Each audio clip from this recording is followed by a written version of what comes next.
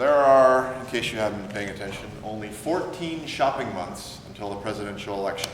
So probably about the time to start paying attention, you know. It's kind of getting narrowed down. Some of the candidates are starting to rise up. And so, you know, it's about the time I usually actually start caring a little bit. The Republican frontrunner right now is Donald Trump. If you had told me that 5 years ago, I would have said, you're fired. Didn't see that one coming at all. That was a bit of a surprise. The Democratic frontrunner right now is Hillary Clinton. I think probably a fair number of us could see that coming. Trump's interesting because he's never held office before. I find that interesting. I also find it interesting that the number 2 Republican candidate, like the second person in the polls, also has never held political office before. His name is Ben Carson. How many of you have actually heard of Ben Carson before? All right, so a fair number of you. I had no idea who Ben Carson was. I was like, who is Ben Carson? This is interesting.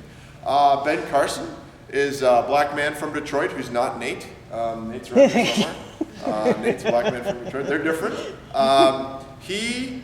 He's got this amazing resume. Like the dude has, first off, he's a doctor, like an actual doctor. And he's got 68 honorary degrees. And he received the Presidential Medal of Freedom, which they don't just give those out like candy. I mean, that's like you really have to do important stuff. He's best known as a columnist. I think the Washington Times or I can't keep the Times and the Post straight. One of those.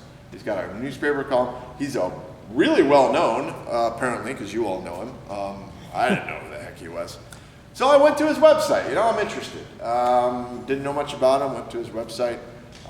Ben Carson, it turns out, is a fan of the flat tax, which I find very interesting. And I learned from Ben Carson's website that the United States tax code, guess how many pages it is? 70,000. 74. 74,000 pages of tax code. I don't know how big a stack that is, but I'm guessing it's like this, right? I mean, you're literally you'd literally be up to your neck in the United States tax code. That doesn't seem really right to me. It seems like there's something off about that. So I read this idea of the flat tax, and he wants it to be, I think he wants it to be 10%. Different people say 10% will never work. Some people say it's got to be 20, 15, whatever. But I like the concept. All right, I like the concept. I like the idea of simplifying things.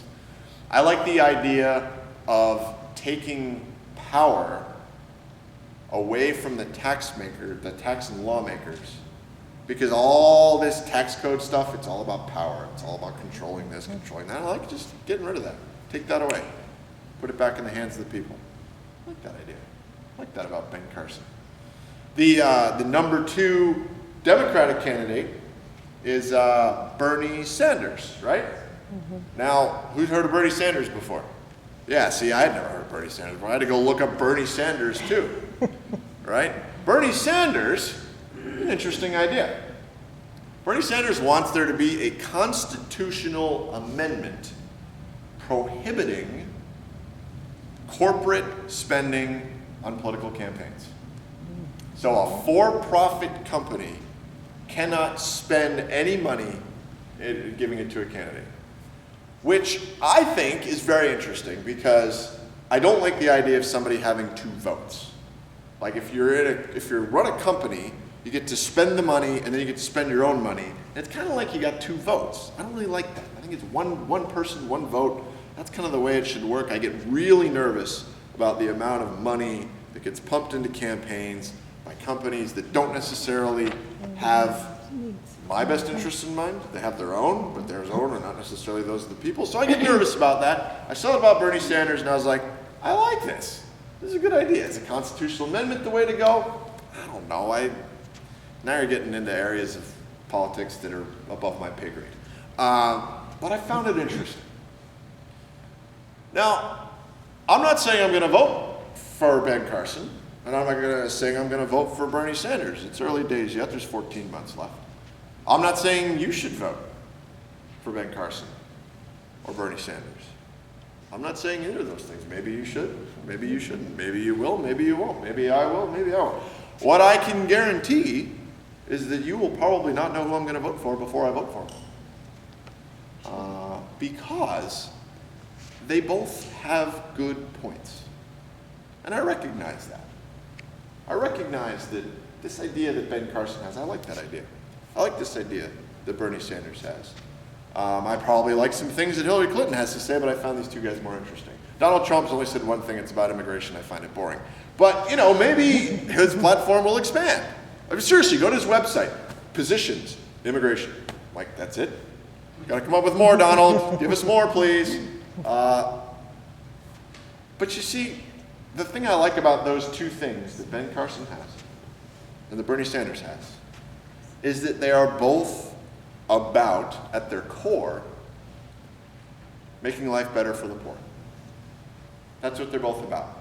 Now, we can sit here and we can debate, and as Americans we should debate, whether or not Ben Carson's idea is good or not. And we can, and we should debate whether or not Bernie Sanders' idea is good or not. We should talk about that. And you can make the argument for both. You could tell me that Ben Carson's idea is better. You can tell me that Bernie Sanders' idea is better. We could have a discussion about which one we should vote for based on that, or their other stuff that's listed on their websites because they have more to say than Donald Trump. And we can, and we should do that. But the bit about advocating for the poor, that's not optional. Not for us. It's optional for other people who are not Christians. They can not advocate for the poor all they want. We can. We can do that. Every decision that we make, politically speaking, should be asking that question. How does this affect the poor? And you see, the Bible is not a book where politics and religion are separate. In our country, we have this idea, which came from a Supreme Court decision, not something in the Constitution, but a Supreme Court decision about the idea of a wall of separation between church and state, which involves the notion that the government should not establish an official religion. That's fine. But the idea was never in this country that they should have nothing to do with each other. And the Bible, politics and religion are everywhere. I mean, it's everywhere. You read the Old Testament, and the thing that people got in trouble for doing or not doing in the Old Testament, when the nation of Israel gets torn down, and then it gets built up, and it gets torn down again, and built up and torn down again, it happens over and over. What's the reasons that it gets torn down? It's always two things. They forgot to love God, they forgot to take care of the poor. That's it. You could sum up the whole of the Old Testament in terms of all the smitings and the this and, the thrashing of this kingdom and the destruction of that kingdom. It's always those two things. Stop loving God, stop loving the poor. Jesus put it a different way. Love God, love your neighbor as yourself. These are the greatest commandments. And so we, as people of God, as we read today, have an obligation, a duty, a responsibility to advocate for those who are poor in whatever way they might be poor. It's not just money. It's not just not having stuff.